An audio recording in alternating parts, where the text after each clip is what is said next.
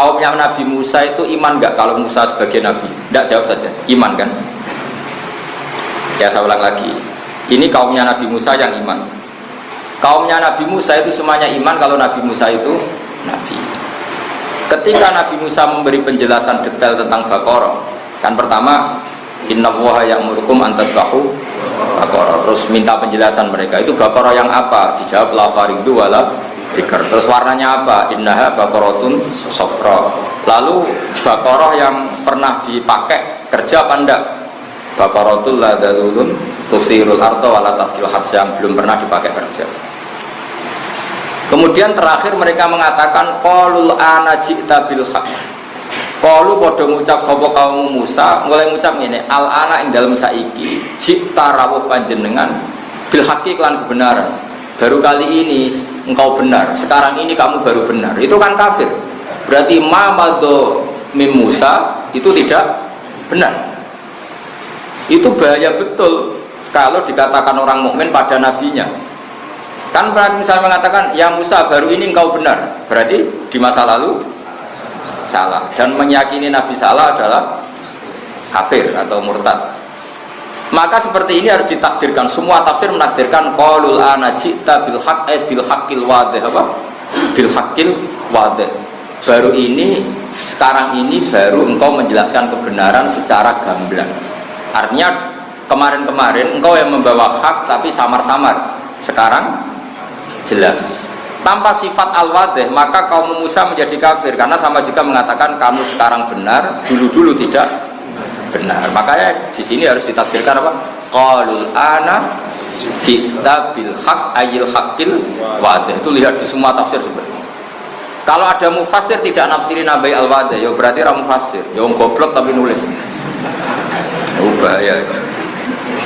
Nah sama di kitab Muharrar itu ada beberapa kesalahan takbir dan itu dibenarin oleh Imam Nawawi. Misalnya bilang kalau dalam tubuh, ya misalnya ini Imam Muharrar bilang gini, oke, kamu nggak apa-apa semuanya pakai air dan harus pakai air, namanya wudhu semuanya harus pakai air, illa ayyakuna fi udwika, misalnya fi udwika, kecuali illa ayyakuna fi udwika misalnya jurhun atau syainun misalnya, atau illa ayakuna fi udwika damun. Nah khawatirnya Imam Nawawi kalau sekedar catu menjadikan orang boleh tayamum, kok nang catune mau pukul sidik.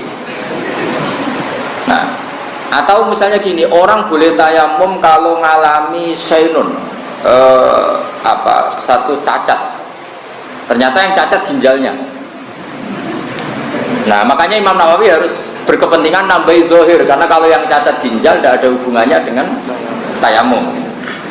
Apalagi yang cacat otaknya, gitu. Stres, gitu. Atau sarafnya, gitu. Nah, atau yang cacat nasibnya, gitu. Ya, itu kan. Nah seperti ini kan mau tidak mau Imam Nawawi itu khawatir kalau anak-anak Mahat Ali ini syainun fahis tidak ditambahi zahir. Jadi kira-kira seperti itu. Jadi ziyadatul lafzah, kata Imam Nawawi, sekali saya menambahkan satu lafaz maka harus kamu ikuti karena fala buddha minha, karena itu satu keharusan. Sama seorang mufassir harus menambahkan dalam qaulul ana ji'ta bil haqq ayil wadih, karena tanpa penafsiran al-wadih berarti kaum Musa meyakini Musa fi ma badha adalah yakdzib atau kadzib, karena artinya apa? Sekarang kamu baru benar. Mana kira oleh Pak Haris? Pak Haris saya alim, berarti disik-disik bodoh. Nah, kalau itu tidak kafir. Zamannya dia tahu bodoh. Maksudnya zaman kecil itu. Oleh nih, oh Pak Haris saya payu rabi, itu boleh karena dulu kemarin tidak payu itu boleh. Jadi boleh. Tapi Pak Haris tetap menguruskan, oh orang payu, kangenan milih. Ya orang boleh lah membela diri itu boleh, karena Islam mengajarkan izzatun nafsi, orang harus punya harga diri. Jadi harus bilang kalau kemarin bingung apa memilih, bukan karena tidak payu. Kalau dikonco goblok, itu pinternya rakarwan. Gus kula niku goblok, kena apa? Mbah kula niku goblok. Nak kula luwih pinter ketoke ora sopan. Repot. Mulane kula kula sakniki mbek wong goblok tambah takdir. Jangan-jangan mereka milih goblok itu ikhtiaron, secara sukare. Takut gak sopan sama bapaknya, sama mbahnya. Kan mbahnya gak alim, bapaknya ada alim. Kok aku alim kita kok gak sopan gitu. Ya bagus lah. Jadi ini bela kaum goblok. Lha bapake maca mabadi ra iso kok putune maca mahal itu kan gak sopan. Ya setuju ya. Maksudnya sang goblok wis anggap ae ngono maksudnya. Asline ya ora ngono ya goblok tenan maksudnya ini kan maksa-maksa ben ana harga dirine napa. Jadi ini penting saya utarakan. Jadi kalau dalam ilmu majas itu paling banyak itu majas hadas. Majas ijaz itu kalau dalam bahasa ilmu makna itu sama, tapi kalau di balaghah dibedakan. Ini majas ini, tapi ya sama lah sebetulnya. Jadi apa ya? Saya ini kan sering belajar balaghah, tapi juga belajar lisanul arabi. Saya juga belajar ilmu mantek. Nanti kelihatan ilmu itu mirip-mirip. Misalnya begini, saya tadi malam-malam apa itu? Sekarang hari apa ya? Malam Sabtu ya. Saya malam Kamis itu masih ngajar di Ma'had Al-Istogiri. Terus Kamis saya ngisi di Al-Wahdah di acara Le'ahbas. Sekarang di sini, tadi saya di Kudus. Misalnya begini ya, orang seneng Quran ya, seneng Quran kajian dengan semua pondok Kudus, pondok kajian. Seneng Quran itu kan fanatik wakaf karena diajarin oleh guru-gurunya. Sebetulnya wakaf itu memang satu keharusan. Cuma kelirunya kita, kadang anggap yang harus itu wakaf ya. Sebetulnya bukan wakafnya yang harus itu. Yang harus itu kepastian makna. Yang perangkat lunaknya mau tidak mau kita punya istilah, terus kita istilahkan wakaf. Sebetulnya kalau dalam disiplin ilmu balaghah itu namanya fasl. Ya, di balaghah ada kitabul fasli wal wasli. Kalau di ilmu makna namanya taktek. Taktek itu dipotong-potong. Nah, terus orang Quran menyebut itu wakaf. Nah, kenapa saya nerangkan ini? Karena banyak orang salah paham. Dikira wakaf itu satu hal yang sakral. Sebetulnya memang keharusan. Fala Buddha, cara Imam Nawawi fala Buddha. Misalnya gini, sama tak beda ya. Nah, ini relax saja. Saya tidak berdaya Pak Haris, karena kalau keliru isi-isi guru kok keliru. Berdaya sampai enak keliru pantas. Ijek santri anak keliru kan pantas. Misalnya begini, kan nggak mungkin misalnya Alhamdulillahilladzi anzala ala abdil kitaba wa lam yaj'al lahu iwaja qayyima.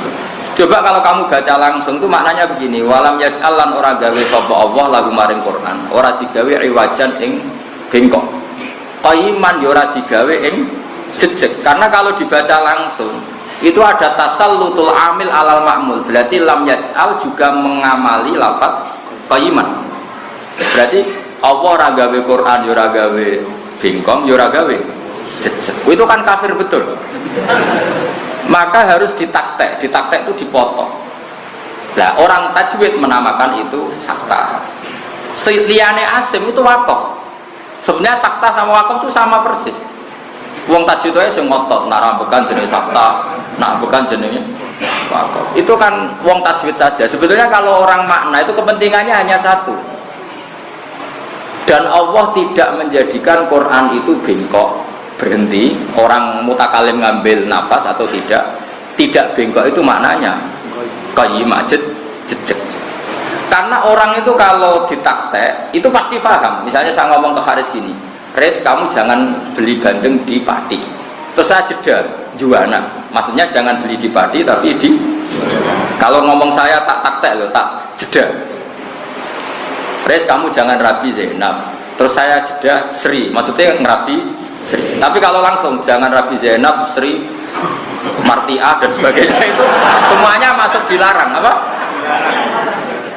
Tapi kalau jangan Rabi Zainab terus jeda Sri. Nah, kira-kira seperti itu. Jadi untuk memastikan tidak tasallutul amil yaitu walam yaj'al qayyima adalah harus ditaktek. Jadi walam yaj'allahu iwaja. Quran tidak dibikin bengkok terus jeda. Maknanya enggak bengkok adalah qayyima. Apa? Jed. Maknanya orang Arabi Sri, orang Arabi Zainab maknanya Arabi. Ini kalau jeda. Sekali enggak jeda, ini ada tasallut. Jangan Rabi Zainab, Sri, Martiah, apa. Itu mesti semuanya jangan. Lha ngono kok ora ro semak tali, malah takok. Kenapa kok sakta? Mbah jare guruku ya sakta. Pokoke ngono.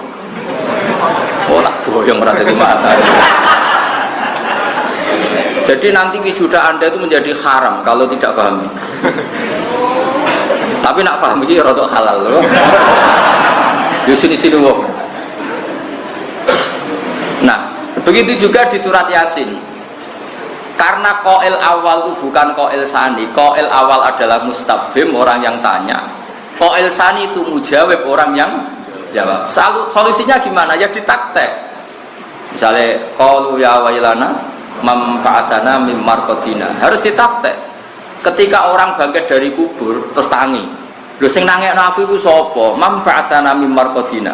Sing nangekno aku iku sapa? Siapa yang membangkitkan kami? Terus Allah menjawab lewat malaikat, hadza ma wa'adar rahman. Kamu dibangkitkan ini sesuai janji Allah yang Maha Rahman. Tentu yang mengatakan pertama adalah sa'il, mustafhim, orang yang tanya. Tentu orang tanya itu tidak yang jawab. Maka supaya tidak jadi makalu-kaulnya satu orang, ditaktek. Jadi mam ba'atsana mim marqadina, sing nangekno aku sapa, terus dijawab hadza. Nah, kalau dibaca langsung maka nggak jelas ini omongannya siapa. Omongannya mustafhim apa omongannya mujawib. Jelas ya? Artinya wakaf sakta ini memang keharusan. Nah, karena kelasnya anak-anak itu nggak ngaji mahatali, pokoknya kayak cilik, pokoknya ngono tuh. Agar ono takok, kena apa, Mbah? Pokoknya ngono. Lah saiki pokoke wis kudu mbok mareni, saiki wis mahatali. Nah, kenapa ditaktek? Karena qail awal itu mustafhim, qail sani mujawib. Lah untuk memastikan itu ditaktek. Dong ya? Dong. Alhamdulillah, bebo pinter.